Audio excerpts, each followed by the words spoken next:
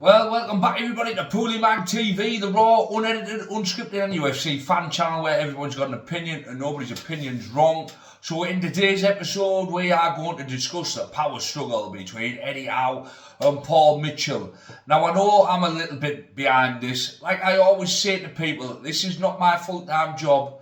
I just enjoy creating videos for the people who do watch them. So sometimes you might watch a video and think, wow, he's a little bit behind. But this is still a hot topic. People are still talking about this today. So I thought I'd bring it to you. I want to start with Paul Mitchell. So he come in last summer. Obviously Dan Ashworth was there beforehand. He'd been communicating with Manchester United behind our backs like the snake that he is. And in comes Paul Mitchell. Now, Paul Mitchell come in with a big reputation. He'd done really well at Tottenham, he'd done well at Southampton, he'd done well at Monaco, and he'd been at Leipzig, and so on and so forth. So he did come in with a big reputation. And Paul Mitchell, we were excited for his appointment, weren't we? I know I was. There was a lot of fan channels raving about Paul Mitchell coming in. He's going to be the saviour of Newcastle.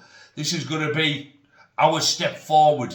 He's going to take us to that next level. He's going to find us a Sadio Mane. He's going to find that ilk of a player. He's going to get us to the promised land. And, well, he come in, didn't he? And he just seemed to rub people up the wrong way. In one of his first interviews, he said that our transfer policy was not fit for purpose, which I think irked and got Eddie Howe's back up a little bit. And from then on, it hasn't really been smooth sailing, has it? Now, he's come in and he has overseen some tactical sales as of Miguel Almiron, Yankuba Minter and Elliot Anderson. Now, that is not really what we wanted from a director of football, is it, to be getting rid of our players and not bringing anybody in. Now, I know we've had PSR restraints and things like that, and that has hindered us. But I just think last summer, him and Eddie were at loggerheads over who they wanted. And I don't think Paul Mitchell and Eddie were really in agreement with who they wanted. And obviously now, Eddie Howe seems to have come out on top with this.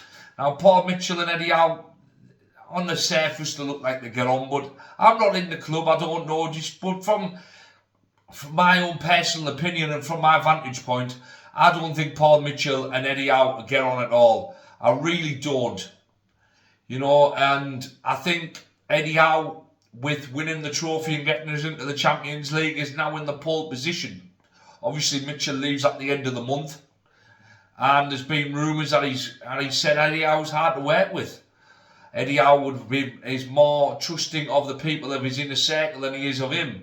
Now, Eddie Howe's worked with some of these people for well over 10 years. So I have no doubt that he does trust them more than he does Paul Mitchell. If I'd worked with people for 10 years, I would trust them more than I would trust somebody who's come in and maybe he's trying to just upset the apple cart a little bit, like Paul Mitchell has. Coming in and making snide comments and not really delivering. Now, I'm not too sure if Piff have got him in, just to get these players sold and then see you later, or if Eddie Howe and him have had a little bit of a power struggle. I'm not behind the scenes, I don't know. But if they have had a power struggle, if that is the case, then Eddie Howe clearly has come out on top. Whether the trophy and getting into Champions League football has allowed Howe that, I don't know. Whether if he'd have maybe finished 10th and no trophy, maybe Paul Mitchell might have been the golden boy. We just don't know. It's all speculation, it's all scuttlebutt, isn't it? We don't have a clue really what's going on in the club. It's just what's getting leaked. Now, Paul Mitchell, for me, is a more than capable director of football. But he just didn't seem to come across well in some of his interviews. And I think that got some of our backs up. And then the fact that he didn't bring anybody in got our backs up even more. But one thing that's got my back up a little bit more than that is Dan the Snake Ashworth chiming in with his two penneth, as my old nana would say.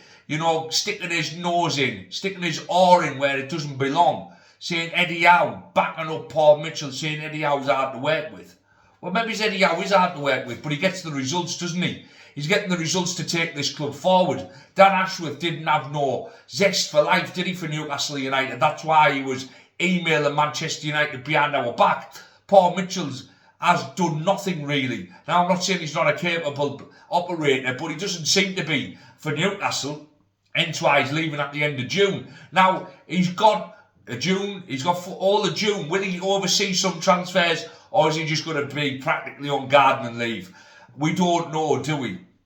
Now, these are some of the things that might hinder our summer, or it might excel our summer. We don't know. If Eddie Howe's given full reign of this, then we just don't know, do we? So, but Dan Ashworth, keep your nose out, mate. We don't need to know what you're going on about.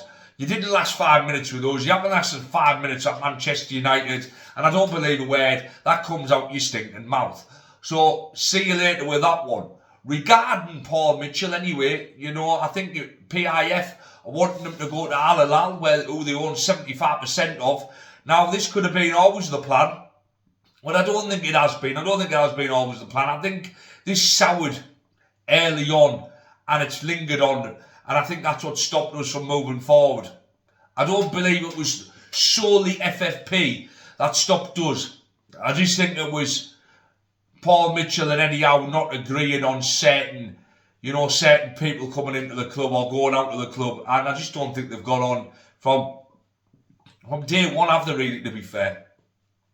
You know, so anyway, moving on from Paul Mitchell, who I do wish well, but I just think when you're coming into an established team and you're coming into an established club, sometimes you've got to establish yourself before you start trying to make waves. And I think that's what he did. I think he ruffled a few feathers too early on in his Newcastle career, and he's never recovered from it. But I could be totally off the mark. What's your thoughts on this anyway? So hit like, comment, share. What's your thoughts on that? Moving forward, who's going to be our new director of football? Now, Demba Ba, you know, a cult hero of ours, had 2 great seasons for Newcastle. He's been touted. He's been doing some really good stuff in League 2 with Dunkirk, you know, and he's been touted. Do we need a director of football? Is it going to be a technical director? Now, I'm not up on all this, so if anybody knows the difference between a sporting director, director of football, or a technical director, please, I urge you to comment and enlighten me on what the difference is. But I suppose there's a few options, isn't there, out there? Demba Ba, obviously, is going to get touted with having the connection to Newcastle previously. Knowing the fans, knowing the city, knowing the club. And he would get a good reception, I'm sure, as would anybody coming into the club. But it seems like Eddie Howe is winning all these power struggles at the minute. Now, if the rumours are true and Eddie Howe is difficult to work with, that might have to change, mightn't it? If we do, we can't keep swapping and chopping and, chopping and changing these directors of football. At some point, we're going to have to get somebody in who coincides with, coexist with Eddie Howe.